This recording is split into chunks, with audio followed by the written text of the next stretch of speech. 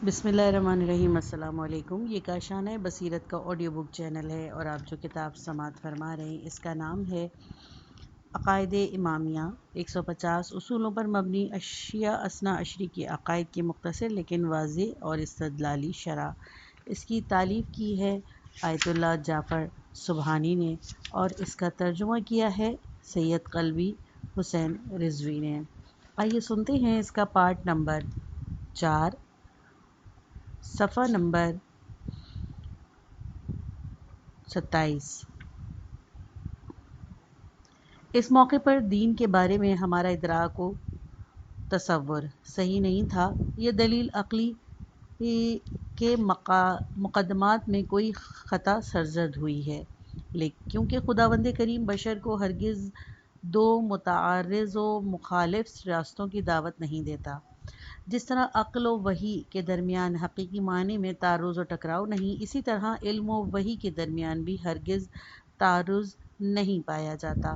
اگر کسی موقع پر ان دو کے درمیان میں کسی بھی قسم کا تعارض اور اختلاف نظر آئے تو اس صورت میں بھی ہمیں جاننا چاہیے کہ دین کے بارے میں مذکورہ مورود میں ہمارا تصور درست نہیں تھا، یا یہ کہ ہمارا علم قطعیت کے مرحلے تک نہیں پہنچتا ہے۔ غالباً تعارض کی علت کی یہی دوسری شق ہے کہ علمی مفروضے کو جلد بازی میں قطعی علم تصور کیا جاتا ہے اور اس طرح تعارض کا یہ تصور پیدا ہوتا ہے۔ پانچویں اصل، نظام ہستی پر حاکم قوانین جو ہمارے افکار و تصورات سے جدا اور بالاتر ایک واقعیت ہیں، ایک واضح ابدی اور لافانی حقیقت ہے۔ اس اعتبار سے اگر انسان نے شناخت کے کسی ایک وسیلے کے ذریعے کسی حقیقت کا بعنوان حقیقت کا انکشاف کر لیا تو کہنا چاہیے کہ وہ حق ابدی، لافانی اور پائیدار ہے۔ اگر کسی حقیقت کے انکشاف میں اس کا ایک حصہ حقیقت کے مطابق اور ایک حصہ خطا پر مبنی ہو تو وہ حصہ جو حقیقت کے مطابق ہے ابدی حقیقت ہے، اور ماحول اور حالات کے بدلنے سے حقیقت تبدیل نہیں ہوتی۔ دوسرے لفظوں میں عالم نسبیت در حقیقت اس معنی میں ہے کہ ایک ہی معرفت و شناخت کے ایک وقت میں حقیقت کے عین مطابق ہو اور دوسرے وقت میں وہی غلط ہو۔ تکوین مسئلہ میں یہ بات قابل تصور نہیں ہے۔ اگر 2 اور 2 4 ہیں تو قطعاً ہیں، اگر نہیں ہیں تو بالکل نہیں ہیں، اور یہ ممکن نہیں کہ ایک ہی معرفت کا ایک مرحلے میں عین حقیقت ہو اور دوسرے مرحلے میں وہ غلط ہو جائے۔ معرفت میں نسبیت صرف ایسے امور میں ہی متوسر ہے جن کی حقیقت انسان کے فکر و اندیشے اور ان کی توثیق و تائید کے تک محدود ہے۔ مثال کے طور پر ایسے معاشرے جو ملک کا نظم و نسق چلانے کے سلسلے میں وحی الہی سے الہام نہیں لیتے بلکہ اپنی حکومت کے طریقہ کار کے انتخاب میں مختار اور آزاد ہیں، وہ اگر ایک دن کسی ایک طریقہ کار پر اتفاق کر لے تو جب تک اس مسئلے پر اتفاق برقرار ہے یہ طریقہ ایک حقیقت ہے۔ اگر کسی دن اس کے خلاف کسی اور طریقہ کار پر اتفاق ہوا تو وہ دوسرا طریقہ کار حقیقت ہو جائے گا، جبکہ ان دو شناختوں میں سے ہر ایک اپنی ظرفیت اور محدودیت میں عین حقیقت ہے۔ لیکن وہ امور جو انسانی ذہن سے باہر اپنے لیے مشخص مقام کے حائل اور حد بندی شدہ ہیں، اگر صحیح ڈھنگ سے فکر و ادراک کے افق پر قرار پائیں تو ہمیشہ کے لیے صحیح اور محکم ہوں گے، اور اس کے برعکس ہوں تو ہمیشہ کے لیے باطل اور بے بنیاد ہیں۔ اسلام کا نظریہ وجود۔ چھٹی اصل، اللہ کے علاوہ تمام کائنات مخلوق خدا ہے۔ کائنات ایک لمحے کے لیے بھی خداوند کریم سے بے نیاز نہ تھی اور نہ کبھی ہوگی۔ یہ جو ہم کہتے ہیں کہ کائنات مخلوق خدا ہے، اس مفہوم و معنی میں ہے کہ کائنات اللہ کے ارادے سے وجود میں آئی ہے اور خالق و مخلوق کی نسبت باپ بیٹے کی جیسی نہیں ہے۔ اسی سلسلے میں خداوند متعال فرماتا ہے، سورہ اخلاص آیت نمبر 3، لم یلد ولم یولد، اس کی نہ کوئی اولاد ہے اور نہ والد۔ ساتویں اصل، کائنات کا وجود نظام لافانی اور ابدی نہیں بلکہ ایک مدت کے بعد جس کے وقت و زمان میں صرف خدا ہی آگاہ ہے، کائنات کا موجودہ نظام نابود اور ختم ہوگا اور ایک نیا نظام وجود میں آئے گا، اور وہی نظام معاد اور عالم آخرت ہے، جیسا کہ فرمان الہی ہے سورہ ابراہیم آیت نمبر 48۔ اس دن جب زمین دوسری زمین میں تبدیل ہو جائے گی اور آسمان بھی بدل دیے جائیں گے اور سب خدائے واحد و قہار کے سامنے پیش ہوں گے۔ اور یہ فرمان الہی بھی سورہ بقرہ آیت نمبر 152، ہم اللہ ہی کے لیے ہیں اور اس کی بارگاہ میں واپس جانے والے ہیں، اس پوشیدہ حقیقت کی طرف اشارہ ہے۔ 8ویں اصل، کائنات کا نظام علت و معلول کی بنیاد پر قائم ہوا ہے اور اس کے مظاہر کے درمیان علت و معلول کا رابطہ برقرار ہے۔ ہر وجود کا دوسرے وجود پر اثر انداز ہونا اذن و مشیت الہی پر مشروط ہے، اور خداوند عالم کا حکیمانہ ارادہ اس امر پر استوار ہے کہ اپنی فیاضی و سخاوت کو زیادہ تر نظام علت و معلول کے طریقے سے ہی عملی جامہ پہناتا ہے۔ قرآن مجید نے ان دونوں مطالب کو بیان فرمایا ہے۔ نمبر 1، فطری مظاہر کے درمیان سبیت کا رشتہ قائم ہے۔ نمبر 2، کائنات میں ہر علت و معلول کا اثر اذن مشیت الہی پر استوار ہے۔ مطلب اول کے بارے میں کافی ہے کہ مندرجہ ذیل آیت کی طرف توجہ کی جائے۔ سورہ بقرہ آیت نمبر 22،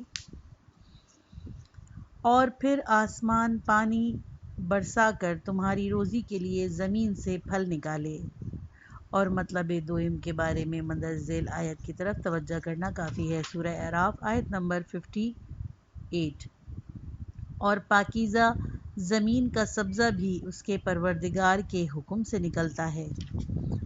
اور سورہ بقرہ کی آیت نمبر 102، 249 اور 251، اور سورہ آل عمران کی آیت نمبر 49 اور 166 بھی اسی مضمون کی حامل ہیں۔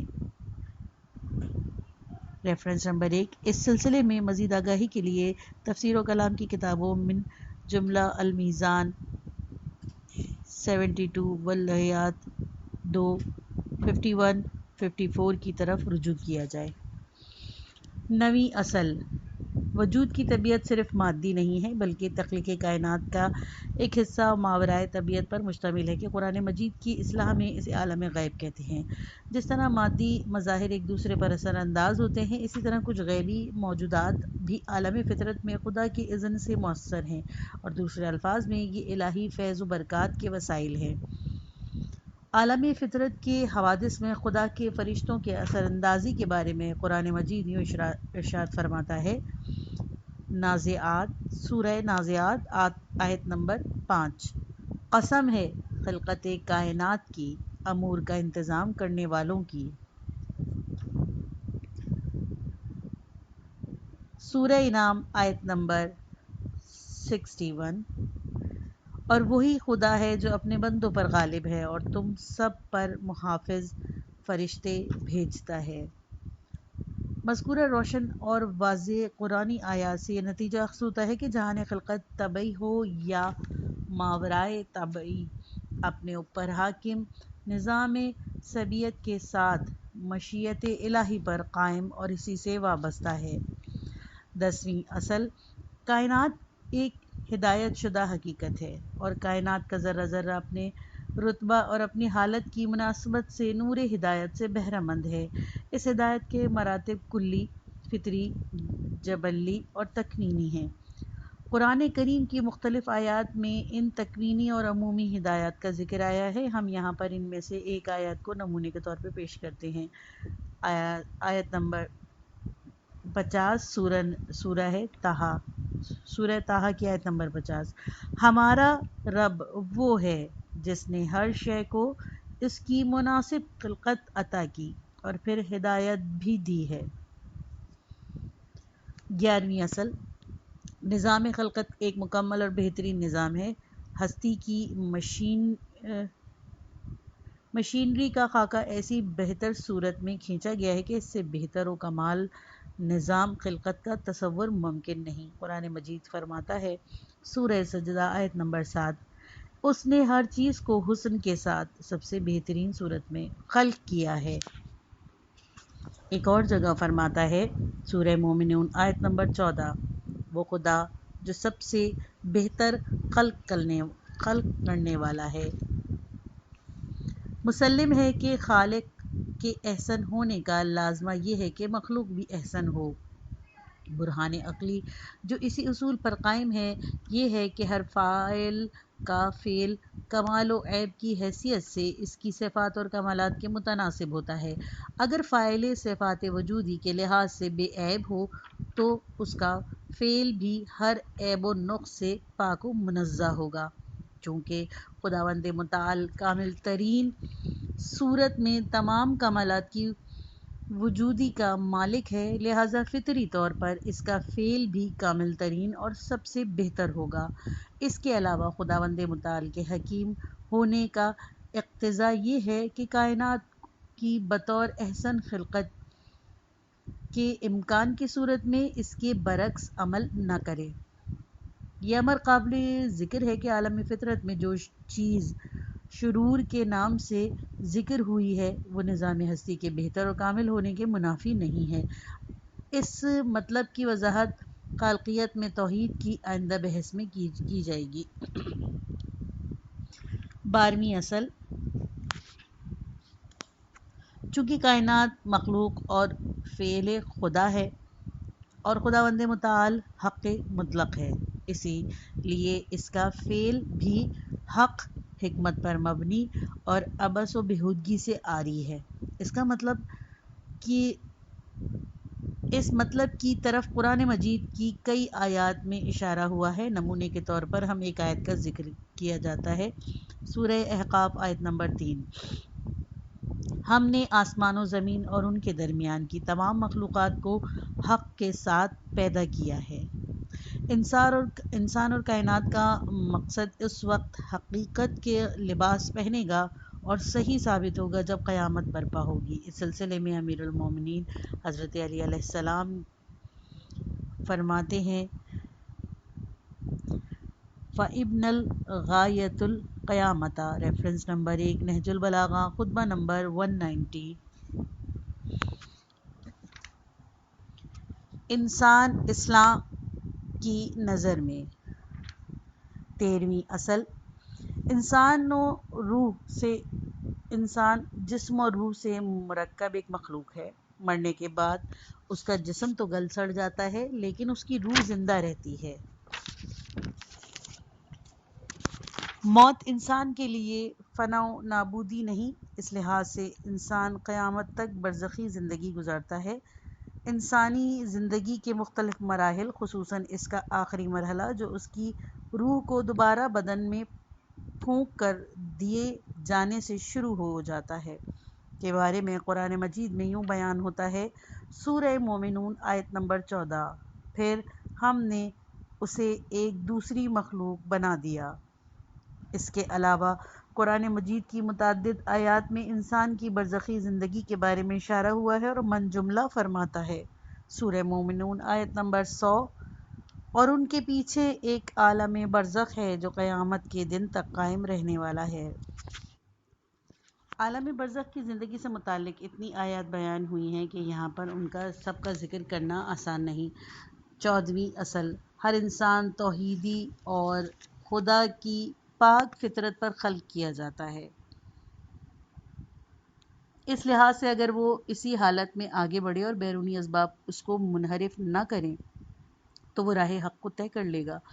کوئی بھی انسان پیدائشی طور پر خطا کار، گناہ گار اور بدخواہ نہیں ہوتا، بلکہ ناپاکی اور بری خصلتیں عارضی، اتفاقی اور بیرونی اثرات کا سبب ہوتی ہیں۔ اس کی موروثی قبیح عادت تو ذہنیتیں بھی ایسی نہیں ہیں جو انسانی ارادہ و خواہش کے نتیجے میں تبدیل ہونے والی نہ ہوں، لہٰذا آج کل کے عیسائیوں کا یہ اعتقاد کہ گناہ فرزندان آدم کی فطر میں ہے بالکل بے بنیاد ہے۔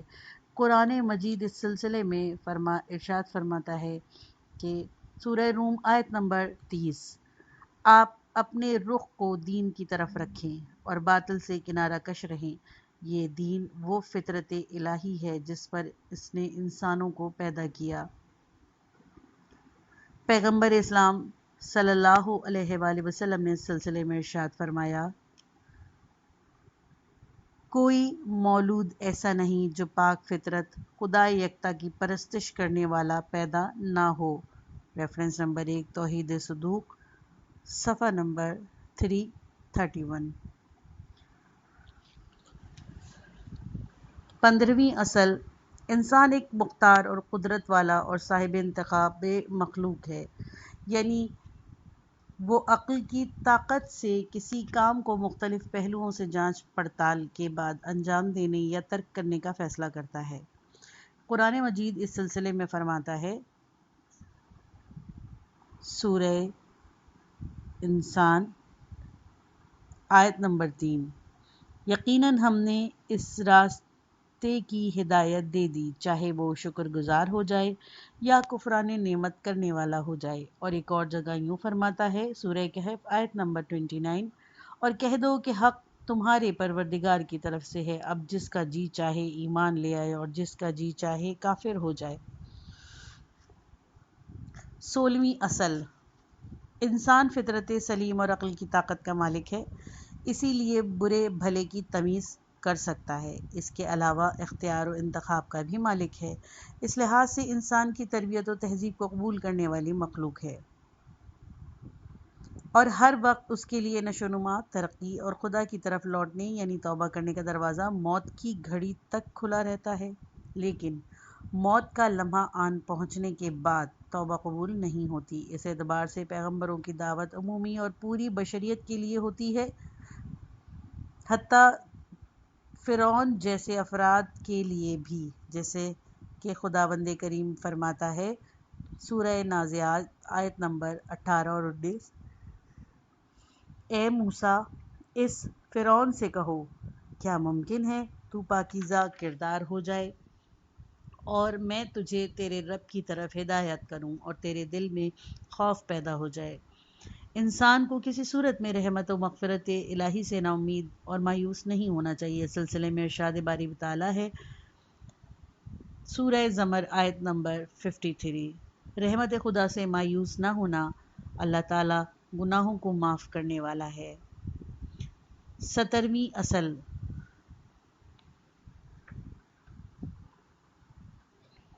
انسان چونکہ نور عقل اور اختیار کے نعمت کا مالک ہے، اسی لیے ایک ذمہ دار اور جواب دہ مخلوق ہے۔ وہ خدا کے سامنے، پیغمبروں اور رہبران الہی کے سامنے، اپنی انسانیت کے سامنے، دنیا کے دوسرے انسانوں کے سامنے اور کائنات کے سامنے جواب دہ ہے۔ قرآن مجید نے بشر کی اس حیثیت کے سلسلے میں بہت سی آیات میں وضاحت فرمائی ہے۔ سورہ اسراء 34، اپنے عہدوں کو پورا کرو کہ عہد کے بارے میں سوال کیا جائے گا۔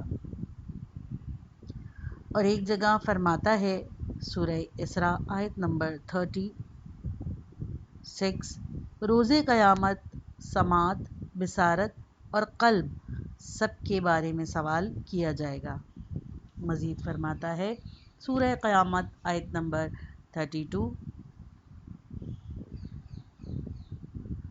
کیا انسان کا خیال ہے کہ اسے اسی طرح آزاد چھوڑ دیا جائے گا؟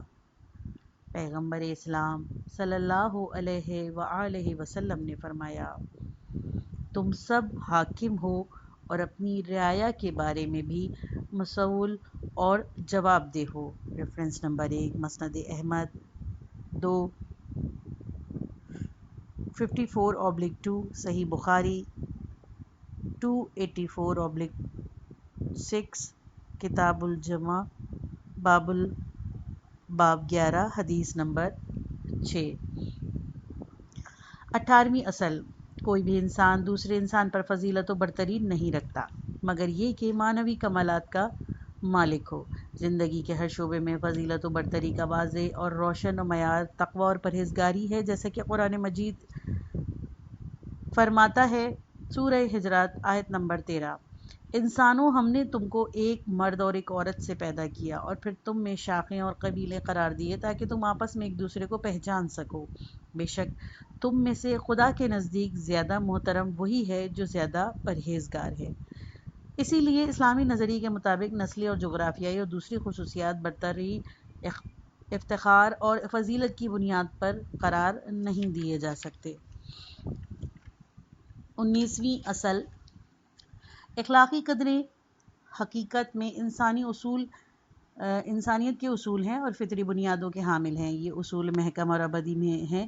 زمانے کا بدلاؤ اور سماجی تغیرات ان میں تبدیلی نہیں لا سکتے۔ مثال کے طور پر عہد و پیمان کی وفاداری یا نیکی کا جواب نیکی سے دینا ایسے جادوانی امور ہیں کہ جب تک انسان رہے گا ان اخلاقی قوانین میں کسی قسم کی کوئی تبدیلی نہیں آ سکتی۔ اس طرح خیانت اور وعدہ خلافی جیسے اعمال کا برا ہونا بھی ایسے ہی ابدی اصول میں سے ہے جو تبدیل نہیں ہوں گے۔ اس لحاظ سے نظریہ عقل کے مطابق انسان کی سماجی زندگی میں اصول و قواعد کا ایک سلسلہ موجود ہے جو انسان کی فطرت اور طبیعت میں ملا ہوا ہے اور محکم و پائیدار ہے۔ ان اخلاقی اصولوں کے علاوہ بھی آداب و رسومات کا ایک سلسلہ پایا جاتا ہے کہ زمان و مکان کی شرائط پر ان پر اثر انداز ہو کر ان کو تغیر و تبدیل سے دوچار کرتے ہیں۔ ان کا ابدی اور ناقابل تغیر اصول سے کسی قسم کا ربط نہیں ہے۔ قرآن مجید چند محکم و پائیدار اور اخلاقی اصولوں کی طرف اشارہ کرتے ہوئے فرماتا ہے۔ سورہ رحمان آیت نمبر 20، کیا احسان کا بدلہ احسان کے علاوہ کچھ اور بھی ہو سکتا ہے؟ سورہ توبہ آیت نمبر 19، نیک کردار لوگوں پر کوئی الزام نہیں ہوتا۔ سورہ یوسف آیت نمبر 90، اللہ نیک عمل کرنے والوں کے اجر کو ضائع نہیں کرتا۔ سورہ نحل آیت نمبر 90، بے شک اللہ عدل و احسان اور قرابت داروں کے حقوق کی ادائیگی کا حکم دیتا ہے، نیز بدکاری، ناشائستہ حرکات اور ظلم سے منع کرتا ہے۔ 20ویں اصل، اگرچہ انسان کے اعمال کے عوض اسے دوسری دنیا میں صلہ یا سزا ملے گی، لیکن اس دنیا میں بھی وہ خوب و بد کے نتائج سے دوچار ہوگا۔ نتیجے کے طور پر وہ دینی ہوئی حوادث کا ایک حصہ انسان کے اعمال کا رد عمل ہوتا ہے۔ یہ ایک ایسی حقیقت ہے جس سے وحی الہی نے پردہ اٹھا دیا ہے اور انسان کا علم بھی کسی حد تک اس سے آگاہ ہوا ہے۔ قرآن مجید میں اس سلسلے میں بہت سی آیات موجود ہیں۔ ہم یہاں پر ان میں سے صرف 2 آیاتوں کی طرف اشارہ کرتے ہیں۔ سورہ اعراف آیت نمبر 92، اگر آبادیوں کے لوگ ایمان لے آتے اور تقوی اختیار کر لیتے تو ہم ان کے لیے زمین اور آسمان سے برکتوں کے دروازے کھول دیتے، لیکن انہوں نے آیات الہی کی تکذیب کی تو ہم نے ان کو ان کے اعمال کی گرفت میں لے لیا۔ حضرت نوح علیہ السلام اپنی امت کو یاد دہانی کراتے ہیں کہ گناہوں سے دوری نیز رحمت الہی کے دروازے کھلنے اور خدا کی نعمتوں میں اضافہ ہونے کے درمیان ایک ربط ہے، جیسا کہ فرماتا ہے۔ سورہ نوح آیت نمبر 10 سے 12، ترجمہ، میں نے اپنی قوم سے کہا کہ اپنے پروردگار سے استغفار کرو، وہ بہت زیادہ بخشنے والا ہے، وہ تم پر موسلا دھار پانی برسائے گا، اموال و اولاد کے ذریعے تمہاری مدد کرے گا اور تمہارے لیے باغات اور نہریں قرار دے گا۔ 21ویں اصل، چند بیرونی عوامل کو چھوڑ کر قوموں کی ترقی یا پسماندگی دراصل ایسے اسباب و علتوں کا نتیجہ ہے کہ جن کی جڑیں خود ان قوموں کے عقائد، اخلاق اور کردار میں پیوست ہیں۔ یہ اصل قضاء و قدر الہی سے بھی منافات نہیں رکھتی، کیونکہ یہ قاعدہ خود تقدیر الہی کے مجموعی مقاصد کا ایک مظہر ہے، یعنی مجموعی طور سے مشیت الہی کا انحصار اس پر ہے کہ قومیں اپنے عقائد و رفتار و کردار کے ذریعے اپنی قسمتوں کا تعین کریں۔ مثال کے طور پر اگر ایک معاشرہ اپنے سماجی تعلقات کو عدل و انصاف پر مبنی اصولوں پر قائم کرے تو اسے نیک بختی اور آرام اور عائش والی زندگی میسر ہوگی، اور جو قوم اپنے تعلقات کو اس کے برعکس قائم کرے گی تو اس کی قسمت میں بدنصیبی سختی ہوگی۔ یہ وہی قاعدہ ہے جسے قرآن کی اصطلاح میں الہی سنتوں کا نام دیا جاتا ہے، جیسے کہ قرآن مجید میں ارشاد ہوتا ہے سورہ فاطر آیت نمبر 42-43، لیکن جب وہ ڈرانے والا آ گیا تو سوائے نفرت کے کسی شے میں اضافہ نہیں ہوا، یہ زمین میں استکبار اور بڑی چالوں کا نتیجہ ہے، حالانکہ بڑی چالیں چال بازی ہی کو اپنے گھیرے میں لے لیتی ہیں۔ تو کیا اب یہ گزشتہ لوگوں کے بارے میں خدا کے طریقہ کار کے علاوہ کسی اور چیز کا انتظار کر رہے ہیں؟ اور خدا کا طریقہ کار کبھی بدلنے والا نہیں اور نہ اس میں کسی طرح کا تغیر ہو سکتا ہے۔ سورہ آل عمران آیت نمبر 139-140، اگر تم صاحب ایمان ہو تو سر بلندی تمہارے ہی لیے ہے، اور ہم تو کامیابی اور شکست کو زمانے کے لوگوں کے درمیان الٹتے پلٹتے رہتے ہیں۔ 22ویں اصل، تاریخ بشر کا مستقبل روشن و تابناک ہے۔ یہ بات صحیح ہے کہ انسانی زندگی بیشتر ناانصافیوں اور نامنظم حالات سے دوچار رہی ہے، لیکن یہ حالات پائیدار نہیں ہیں، بلکہ تاریخ بشر ایک روشن مستقبل کی طرف رواں دواں ہے، جس میں عدل و انصاف کی بنیاد پر حکمرانی ہوگی، اور قرآن مجید کی تعبیر میں صالح نیک بندے زمین پر حکمرانی کریں گے، جیسے کہ فرماتا ہے سورہ انبیاء آیت نمبر 105، اور ہم نے ذکر، شاید مقصد تورات ہو، کے بعد زبور میں بھی لکھ دیا کہ ہماری زمین کے وارث ہمارے نیک بندے ہی ہوں گے۔ مزید ارشاد ہے سورہ نور آیت نمبر 55، اللہ نے تم میں صاحبان ایمان اور عمل صالح کرنے والوں سے وعدہ کیا ہے کہ انہیں روئے زمین میں اس طرح اپنا خلیفہ بنائے گا جس طرح ان سے پہلے والوں کو بنایا ہے۔ اس لحاظ سے تاریخ کے مستقبل میں حق و باطل کی مسلسل جنگ بالآخر حق کی فتح یابی پر تمام ہوگی، جس قدر بھی یہ جنگ طولانی ہو، جیسے کہ قرآن مجید فرماتا ہے سورہ انبیاء آیت نمبر 18، ہم تو حق کو باطل کے سر پر دے ماریں گے اور اس کے دماغ کو کچل دیں گے اور وہ تباہ و برباد ہو جائے گا۔ 23ویں اصل، قرآن مجید کی روشنی میں انسان خصوصی عظمت کا مالک ہے، اس حد تک کہ فرشتوں کو اس کے سجدہ کرنے کا حکم ہوا۔ قرآن مجید فرماتا ہے سورہ اسراء آیت نمبر 70، اور ہم نے بنی آدم کو کرامت عطا کی اور انہیں خشکی اور دریاؤں میں سواریوں پر اٹھایا اور انہیں پاکیزہ رزق عطا کیا اور اپنی مخلوقات میں سے بہت سوں پر فضیلت دی ہے۔ چونکہ انسانی زندگی کی اساس عظمت اور عزت نفس کی حفاظت پر مبنی ہے، اسی لیے ہر وہ کام جس سے یہ نعمت الہی داغدار ہوتی ہے اسلام کی نظر میں منع ہے۔ اس کا واضح الفاظ میں یہ مقصد ہے کہ ہر قسم کے ناجائز تسلط جمانا یا تسلط قبول کرنا سخت منع ہے۔ امیر المومنین حضرت علی علیہ السلام اس سلسلے میں فرماتے ہیں کسی دوسرے کا غلام نہ بن جاؤ کیونکہ خدا نے تمہیں آزاد خلق کیا ہے۔ ریفرنس نمبر 1 نہج البلاغہ خط نمبر 38۔ مولا کائنات علی علیہ السلام ایک جگہ پر یوں فرماتے ہیں خدا نے مومن کے تمام کام بجز اس کے کہ وہ اپنے آپ کو ذلیل کرے خود اسی کے سپرد کر دیے ہیں، یعنی ایسے ان کے انجام دینے یا ترک کرنے میں مختار بنایا ہے۔ ریفرنس نمبر 2 رسائل شیعہ 424/11، کتاب ابرما معروف، باب 12 جلد 4۔ یہ امر واضح ہے کہ شرعی اور الہی حکومت اس قانون کے ساتھ ٹکراؤ نہیں رکھتی، اس کی وضاحت اگلی بحث میں آئے گی۔ 24ویں اصل، اسلامی نقطہ نظر سے انسان کی عقلی حیات خصوصی مقام و منزلت کی حامل ہے، کیونکہ انسان کا دیگر حیوانات سے فضیلت و امتیاز کا معیار اور اس کی عقل اور قوت فکر ہے۔ اسی وجہ سے بہت سی قرآنی آیات میں انسان کو غور و فکر کی دعوت دی گئی اور مظاہر خلقت میں غور و فکر کے پروان چڑھانے کو عقل مندوں کی خصوصیت میں شمار کیا گیا۔ قرآن مجید میں ارشاد ہوتا ہے سورہ آل عمران آیت نمبر 191، جو لوگ اٹھتے بیٹھتے اور لیٹے خدا کو یاد کرتے ہیں، آسمان و زمین کی تخلیق میں غور و فکر کرتے ہیں کہ خدایا تو نے یہ سب بیکار نہیں پیدا کیا۔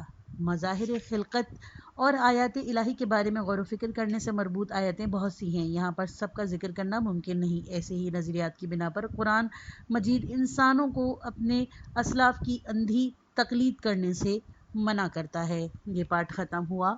کتاب کا اگلا حصہ نیکسٹ پارٹ میں سنیے۔